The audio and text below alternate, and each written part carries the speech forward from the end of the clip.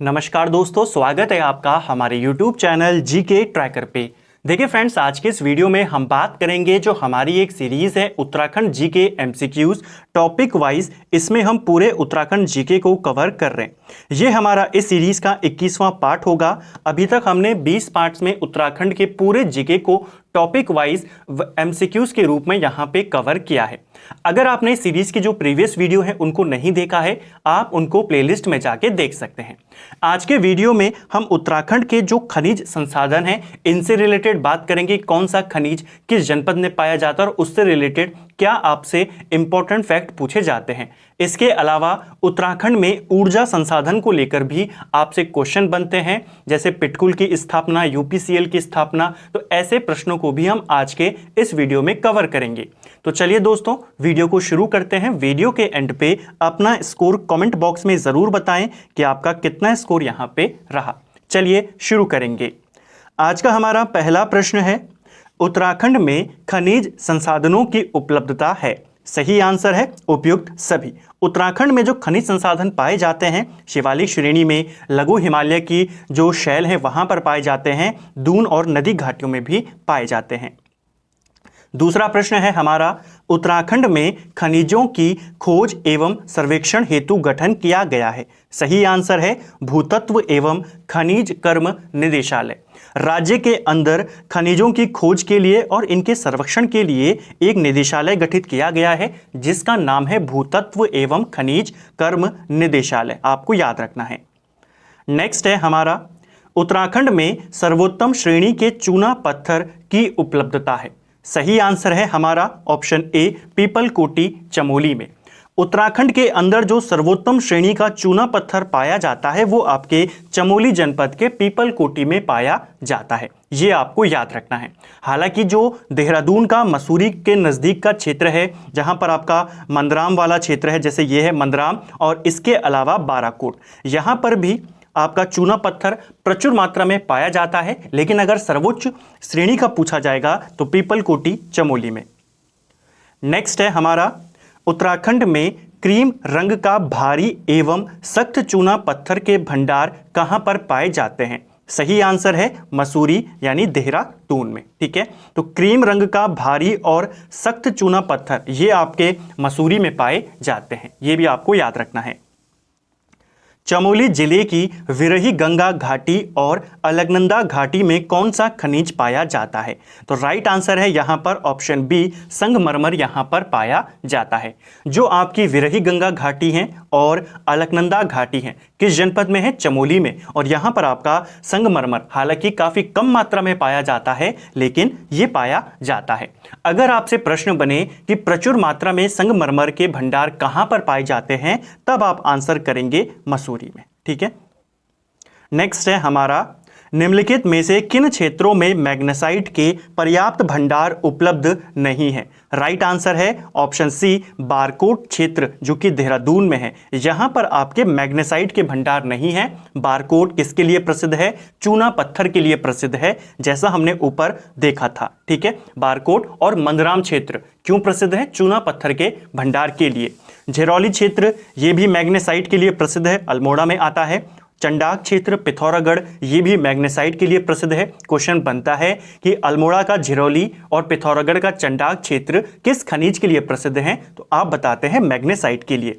इसके अलावा जो चमोली का पोखरी क्षेत्र है यहां पर भी आपका मैग्नेसाइट पाया जाता है। ठीक है, निम्न में से किस खनिज का प्रयोग लोहा, इस्पात एवं सीमेंट के कारखानों में ईंटों के रूप में किया जाता है। ठीक है, जो उसकी विशाल भट्टियां होती हैं उनमें ताप सह ईंटों के रूप में किया जाता है। राइट आंसर है ऑप्शन बी, मैग्नेसाइट का इस्तेमाल होता है। नेक्स्ट है, किस खनिज का प्रयोग सौंदर्य प्रसाधन सामग्री बनाने हेतु किया जाता है। राइट आंसर है यहां पर ऑप्शन डी, टैल्क का इस्तेमाल किया जाता है। जो ब्यूटी प्रोडक्ट्स होते हैं उनके लिए टॉल्क का इस्तेमाल यहां पर किया जाता है। इसे सोप स्टोन के नाम से भी जानते हैं। ठीक है, ये भी आपको याद रखना है। इसके अलावा इसके लिए आपको देखिए ब्यूटी प्रोडक्ट बनाए जाते हैं टॉल्क को लेकर। इनके अलावा जो टैल्कम पाउडर होता है वो भी इसी से बनाया जाता है। जो साबुन होते हैं, पेंट्स होते हैं, उनमें इसका इस्तेमाल होता है। निम्न में से कौन सा जिला खड़िया, जिसे हम चौक कहते हैं, के उत्पादन में अग्रणी है? राइट आंसर है देहरादून का जिला। जो देहरादून जिला है ये खड़िया यानी चौक के उत्पादन में अग्रणी जिला है। सभी क्वेश्चन आपके एग्जाम में पूछे जाते हैं, परीक्षा वाणी से ये बने हुए हैं, यानी कि उनके ऊपर बेस्ड हैं, तो आपको इनको नोट करते हुए चलना है जो क्वेश्चन आपको याद नहीं है। नेक्स्ट है हमारा, उत्तराखंड में महागांव और कियारकुली खड़िया के प्रमुख क्षेत्र हैं, ये कहां पर स्थित हैं? दो प्रमुख क्षेत्र हैं, महागांव और कियारकुली, ये दोनों के दोनों चौक के प्रमुख उत्पादन क्षेत्र हैं और ये दोनों आपके देहरादून में पड़ते हैं। ऑप्शन डी हमारा राइट आंसर यहां पर होगा। ठीक है, इनके अलावा ये दो क्षेत्र तो आपको याद रखने ही हैं। किसके प्रमुख क्षेत्र हैं? खड़िया। आपको डायरेक्ट क्वेश्चन बना देगा एग्जामिनर कि देहरादून के समीप जो कियारकुली है ये क्यों प्रसिद्ध है, तो खड़िया के क्षेत्र यहां पर स्थित हैं। ठीक है, इसके अलावा देहरादून में एक गांव है जिसका नाम है नीट गांव और एक है सोत नाला, ये दोनों भी खड़िया के लिए प्रसिद्ध हैं। इन दोनों के अलावा टिहरी के अंदर दो गांव जो आपको याद रखना है, एक का नाम है रंगार गांव और एक का नाम है रीरा गांव। तो रंगार और रीरा गांव दोनों के दोनों खड़िया के लिए प्रसिद्ध हैं। किस खनिज का प्रयोग प्लास्टर ऑफ पेरिस बनाने में किया जाता है? राइट आंसर है डोलोमाइट का इस्तेमाल किया जाता है। ऑप्शन सी हमारा सही आंसर होगा। उत्तराखंड में गंधक की खोज सर्वप्रथम कब की गई थी? सही आंसर है वर्ष 1957 में। उत्तराखंड के अंदर जो सबसे पहले गंधक की खोज की गई थी ये 1957 में चमोली जनपद के अंदर एक घाटी है, रूपगंगा घाटी। इस घाटी के अंदर एक गांव है जिसका नाम है सुदौला गांव। तो यहां पर सर्वप्रथम गंधक की खोज हुई थी। ठीक है, तो आपको पूरा याद रखना है, वर्ष 1957, चमोली जनपद, रूपगंगा घाटी और सुदौला गांव में। निम्नलिखित में से किस जलप्रपात का जल गंधक युक्त होता है? तो किस जलप्रपात में गंधक पाया जाता है उसके जल में? सही आंसर है सहस्त्रधारा जलप्रपात। ठीक है, जो देहरादून में है, ये आपके कौन से जनपद में है? देहरादून में। इसके जल में गंधक पाया जाता है और ऐसा कहा जाता है कि इसके जल पे नहाने से आपको अगर स्किन रोग है, त्वचा की दिक्कत है, तो वो यहाँ पर ठीक हो जाती है। ठीक है, तो ये क्वेश्चन बनता है, आपको याद रखना है। एक और चीज याद रखनी है, सहस्त्रधारा जलप्रपात देहरादून में है, सहस्त्रताल आपके टिहरी में है। उत्तराखंड में एंडालुसाइट खनिज किस जिले में पाए जाते हैं? सही आंसर है देहरादून जिले में। ये जो आपका खनिज है एंडालुसाइट कहां पाया जाता है? देहरादून जिले में। नेक्स्ट है, उत्तराखंड में बेराइट्स खनिज का प्रमुख उत्पादक जिला कौन सा है? राइट आंसर है बेराइट्स खनिज का जो प्रमुख उत्पादक जिला है वो है देहरादून। ऑप्शन डी हमारा सही आंसर यहां पर होगा। नेक्स्ट है हमारा, उत्तराखंड में हेमेटाइट और मैग्नेटाइट दोनों प्रकार का लोहा कहां पर पाया जाता है? सही आंसर है ऑप्शन ए और बी दोनों में। जो काला डूंगी है और रामगढ़ है, यहां पर आपका लोहे के दोनों प्रकार यहां पर पाए जाते हैं, हेमेटाइट भी और मैग्नेटाइट भी। आपको ऐसा भी क्वेश्चन बन सकता है कि जो आपका हेमेटाइट और मैग्नेटाइट है ये कहाँ पाया जाता है? एक तो ये बनेगा कालाडूंगी और रामगढ़ में, या फिर ऐसा पूछ लेगा कि यहाँ पर आपके लोहे के कौन कौन से प्रकार पाए जाते हैं, आप इनको भी याद रखेंगे। नेक्स्ट है हमारा, निम्न में से कौन सा जिला ताम्र नगरी के नाम से प्रसिद्ध है? तो ताम्र नगरी के नाम से प्रसिद्ध है ऑप्शन ए अल्मोड़ा जिला। ऑप्शन ए हमारा सही आंसर यहाँ पर होगा। नेक्स्ट है हमारा, उत्तराखंड के किस जिले में एस्बेस्टस खनिज पाया जाता है? तो राइट आंसर है यहां पर ऑप्शन ए रुद्रप्रयाग आपका एस्बेस्टस खनिज यहां पर पाया जाता है। ये जो खनिज होता है इसका तापमान सहने की क्षमता इसकी काफ़ी ज़्यादा अधिक होती है, इसी वजह से इसका इस्तेमाल औद्योगिक क्षेत्र में ज़्यादा होता है। ठीक है, तो ये टेम्परेचर ज़्यादा सह लेता है, इसीलिए इसका इस्तेमाल तापरोधी के रूप में होता है। किसका? एस्बेस्टस का। उत्तराखंड में सेलखड़ी का सर्वाधिक उत्पादन किस जिले से किया जाता है? राइट आंसर है पौड़ी गढ़वाल। ऑप्शन ए हमारा सही आंसर होगा। जो सेलखड़ी है इसका जो मैक्सिमम उत्पादन होता है उत्तराखंड में, ये पौड़ी गढ़वाल से होता है। हालांकि देहरादून और टिहरी यहाँ पर भी आपका ये जो सेलखड़ी है पाई जाती है, लेकिन ज़्यादा कहाँ है इसका उत्पादन? पौड़ी गढ़वाल में। राज्य के किस जनपद में उत्तम प्रकार का पाथर और पटाल प्रचुर मात्रा में पाया जाता है?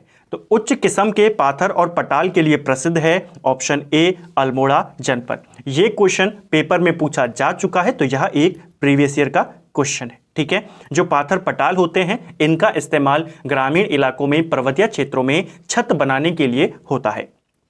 कहां मिलते हैं? अल्मोड़ा। नेक्स्ट है, राज्य के किस जनपद में चांदी पाई जाती है? तो एकमात्र जनपद जहां चांदी पाई जाती है, राइट आंसर है आपका ऑप्शन सी अल्मोड़ा। अल्मोड़ा राज्य का ऐसा जनपद जहां पर चांदी पाई जाती है। नेक्स्ट है हमारा, राज्य के किस जनपद में यूरेनियम की उपलब्धता के संकेत मिले हैं? राइट आंसर है टिहरी गढ़वाल। जो एकमात्र जिला है जहां से हमें यूरेनियम के साक्ष्य मिले हैं, यह है आपका टिहरी गढ़वाल। नेक्स्ट है, असत्य कथन को छांटिए। तो यहां पर आपने बताना है कि इनमें से कौन सा कथन गलत है। पहला कथन है, उत्तराखंड खनिज संपदा की दृष्टि से अत्यंत संपन्न राज्य है, जो कि पूरी तरीके से गलत स्टेटमेंट है। बाकी के तीनों स्टेटमेंट आपके सही हैं। जो आपका यहाँ पर है, देखिए मैग्नेटाइट के उत्पादन में राज्य की द्वितीय स्थिति है, ये सही है। रॉक फॉस्फेट में उत्तराखंड तीसरे नंबर पे आता है, बिल्कुल सही है। टिहरी में फॉस्फोराइड का पर्याप्त भंडार मिलता है, ये भी बिल्कुल सही है। टिहरी में एक क्षेत्र है जिसका नाम है रंजघेवा क्षेत्र। क्वेश्चन बनता है, टिहरी का रंजघेवा क्षेत्र क्यों प्रसिद्ध है? फॉस्फोराइड के लिए। नेक्स्ट है, निम्नलिखित में से कौन सा कथन सत्य नहीं है? तो फिर से आपने यहां पर गलत तथ्य को यहां पर पहचानना है। उत्तराखंड के अल्मोड़ा जिले में चांदी पाई जाती है, बिल्कुल सही है। टिहरी से यूरेनियम मिला है, उसकी उपलब्धता के संकेत मिले हैं, ये भी सही है। रुद्रप्रयाग का ऊखीमठ और कांधेरा एस्बेस्टस के लिए प्रसिद्ध है, ये स्टेटमेंट भी सही है। पिथौरागढ़ में स्टेटाइट प्रचुर मात्रा में विद्यमान है, तो ये स्टेटमेंट गलत है, ये आपके पौड़ी में ज्यादा पाया जाता है। निम्नलिखित कथनों में से कौन सा कथन सही नहीं है? फिर से आपने पहचानना है कौन सा कथन सही नहीं है। देखिए ऑप्शन ए ही यहां पर सही नहीं है। यहां पर कहा गया है नैनीताल जिले में चांदी पाई जाती है, जो कि गलत है। चांदी अल्मोड़ा में पाई जाती है। ठीक है, बाकी आपके सही हैं। नेक्स्ट है हमारा, निम्नलिखित में से कौन सा युग्म सुमेलित नहीं है? देखिए मैग्नेसाइट बागेश्वर में बिल्कुल सही है, फॉस्फोराइट टिहरी में ये भी सही है। ऊपर हमने देखा टिहरी का जो रंजघेवा क्षेत्र है वो फॉस्फोराइट के लिए प्रसिद्ध है। टिन की बात करें चमोली में पाई जाती है, बिल्कुल सही है।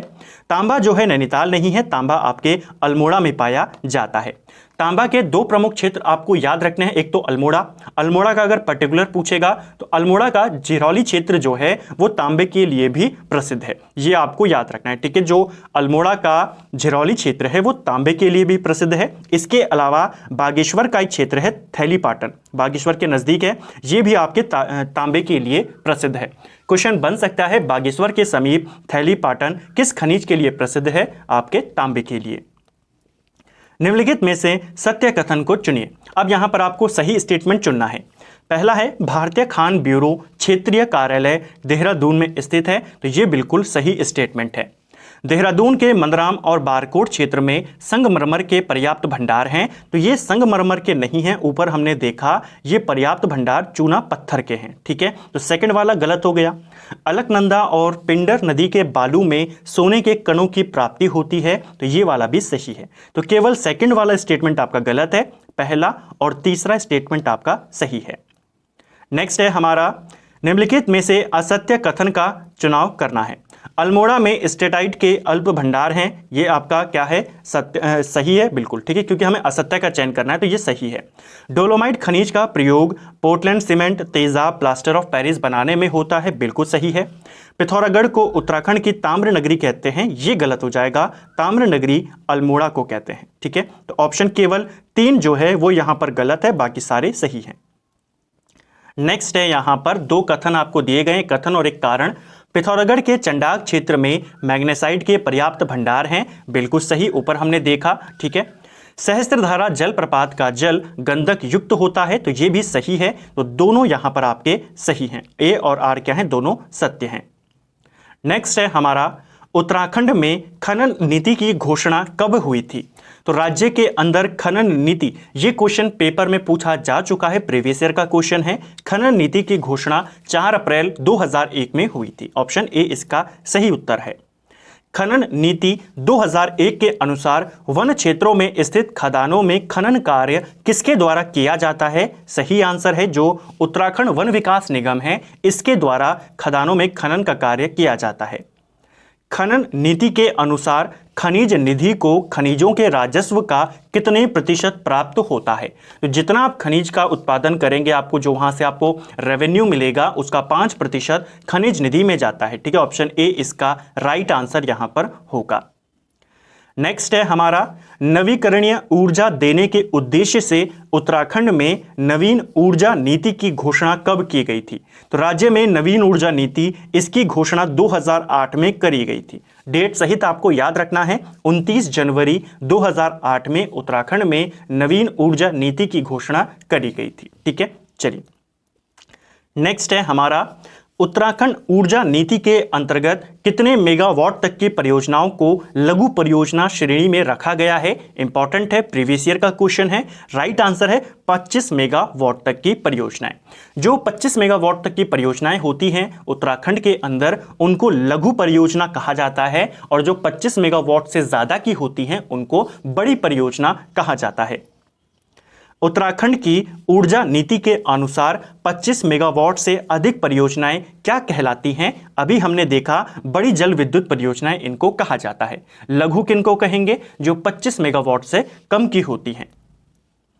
नेक्स्ट है हमारा ऊर्जा नीति के अनुसार उत्तराखंड की जल विद्युत परियोजनाओं का संचालन किसके द्वारा किया जाएगा? तो ये किया जाता है नेशनल पावर कॉरपोरेशन के द्वारा। ठीक है, पूरा नाम है नेशनल पावर कॉरपोरेशन एवं ऊर्जा निगम, इसके द्वारा किया जाता है पूरा संचालन।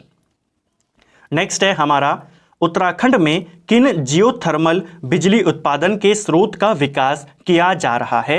राइट आंसर है यहां पर ऑप्शन डी, ये सभी। देखिए बद्रीनाथ, गौरीकुंड, यमुनोत्री, इन सभी पर गर्म जल स्रोत पाए जाते हैं, और यहीं पर आपका जो जियोथर्मल है यानी कि गर्म जल स्रोतों से जो ऊर्जा बनाई जा रही है, बिजली बनाई जा रही है, इन तीनों जगहों पर इसका काम किया जा रहा है। ठीक है, नेक्स्ट है उत्तराखंड जल संस्थान की स्थापना कब हुई थी? सही आंसर है वर्ष 2002 में। जो उत्तराखंड जल संस्थान है इसकी स्थापना कब की गई? वर्ष 2002 में।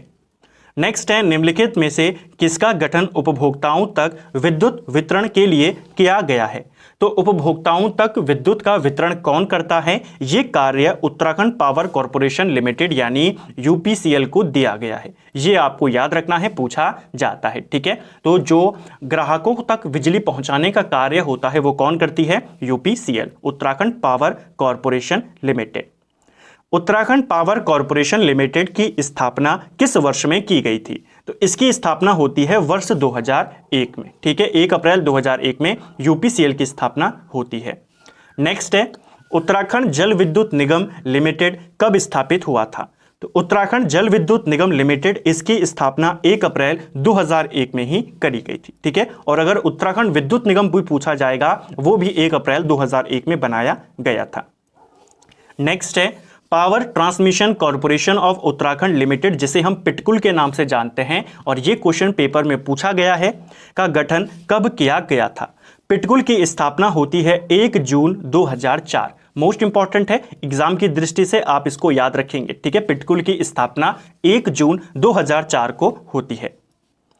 निम्नलिखित में से किसका गठन उत्तराखंड की विद्युत ट्रांसमिशन की आवश्यकताओं को पूरा करने के उद्देश्य से किया गया है? तो राइट आंसर है ऑप्शन डी, पिटकुल का। ठीक है, उत्तराखंड जो ये पिटकुल है इसका गठन उत्तराखंड में जो बिजली ट्रांसमिशन की आवश्यकताएं हैं उनके लिए नेटवर्क स्थापित करना, उनका रखरखाव करना, ये काम किसका है? पिटकुल का है। जो 132 केवी के ऊपर के आपके स्टेशन होते हैं, बिजली की लाइनें होती हैं, उनको कौन कंट्रोल करता है? पिटकुल कंट्रोल करता है। और जो 132 केवी से नीचे के आपके स्टेशन होते हैं उनको यूपीसीएल देखता है। ठीक है, उत्तराखंड में विद्युत व्यवसाय का विनियमन एवं विद्युत निर्धारण किसके द्वारा किया जाता है? तो इसके लिए एक आयोग बनाया गया है जिसका नाम है उत्तराखंड विद्युत नियामक आयोग। उत्तराखंड के नवीकरणीय ऊर्जा स्रोतों को बढ़ावा देने के उद्देश्य से किस अभिकरण की स्थापना की गई है? तो यहां पर किसकी स्थापना की गई है? राइट आंसर है उत्तराखंड अक्षय ऊर्जा विकास अभिकरण, जिसे हम उरेडा के नाम से जानते हैं। ठीक है, तो राज्य के अंदर नवीकरणीय ऊर्जा स्रोतों को बढ़ावा देने के लिए, नवीकरणीय ऊर्जा स्रोत यानी कि जो गैर परंपरागत ऊर्जा होती है, ऊर्जा के स्रोत हैं, उनके विकास की जिम्मेदारी किसकी है? उरेडा की जिम्मेदारी है। ठीक है, उरेडा की अगर हम फुल फॉर्म की बात करते हैं तो उरेडा की फुल फॉर्म आपसे पूछी जाती है Uttarakhand renewable energy development agency, आपको याद रखना है। ठीक है, नेक्स्ट है उत्तराखंड अक्षय ऊर्जा विकास अभिकरण यानी उरेडा की स्थापना कब की गई थी? सही आंसर है उरेडा की स्थापना 1 जुलाई 2001 में करी गई थी। ठीक है, ऑप्शन डी हमारा राइट आंसर यहां पर होगा और आपको ये याद रखना है। उरेडा क्यों इसको गठित किया गया था? तो हमने ऊपर देखा जो गैर परंपरागत ऊर्जा के स्रोत हैं उनको बढ़ावा देने के लिए किया गया था। उत्तराखंड अक्षय ऊर्जा विकास अभिकरण द्वारा संचालित कार्यक्रम कौन सा है? तो उरेडा के द्वारा कौन से कार्यक्रम संचालित किए जाते हैं? ऊर्जा संरक्षण कार्यक्रम, सूर्योदय रोजगार, स्वरोजगार योजना और पारिवारिक बायोगैस संयंत्र। ऑप्शन डी इसका सही आंसर होगा। उत्तराखंड अक्षय ऊर्जा विज्ञान अभिकरण या विकास अभिकरण का हेडक्वार्टर कहां पर है? तो ये उरेडा की ही बात हो रही है। इसका हेडक्वार्टर आपके वर्तमान में देहरादून में स्थित है। देखिए 2001 में जब उरेडा बनाया गया था तो इसका हेडक्वार्टर अल्मोड़ा में था। वर्तमान में इसका हेडक्वार्टर कहां है? देहरादून में। उरेडा की सूर्योदय स्वरोजगार योजना के अंतर्गत कितनी क्षमता के सौर ऊर्जा संयंत्र की स्थापना की गई है? राइट आंसर है 4 से 5 किलोवाट की क्षमता वाले जो आपके सौर ऊर्जा संयंत्र हैं, इनकी स्थापना की गई है उरेडा के अंतर्गत। ये आपको याद रखना है। ठीक है, उत्तराखंड सरकार ने बायोमास ऊर्जा उत्पादन नीति को मंजूरी कब दी थी? राइट आंसर है 26 अप्रैल 2018। देखिए उत्तराखंड सरकार ने बायोमास ऊर्जा उत्पादन नीति को मंजूरी कब दी थी? 26 अप्रैल 2018। ठीक है, इसके तहत जो पिरूल होता है, पिरूल के माध्यम से बिजली बनाने को यहां पर मंजूरी सरकार के द्वारा दी गई थी। ठीक है, यानी कि पिरूल की मदद से ऊर्जा उत्पादन की मंजूरी भी कब दी गई? 26 अप्रैल 2018 में। नेक्स्ट है हमारा और आज का अंतिम प्रश्न है, बायोमास ऊर्जा उत्पादन नीति द्वारा अनुमानित बिजली आपूर्ति लक्षित है तो कितनी है? इसके तहत जिसको ये 2018 में मंजूरी दी थी, इसके तहत टारगेट रखा गया है कि 150 मेगावाट तक की बिजली का उत्पादन यहां पर किया जाएगा। तो ये आपको याद रखना है, इसके तहत टारगेट कितना है? 150 मेगावाट का।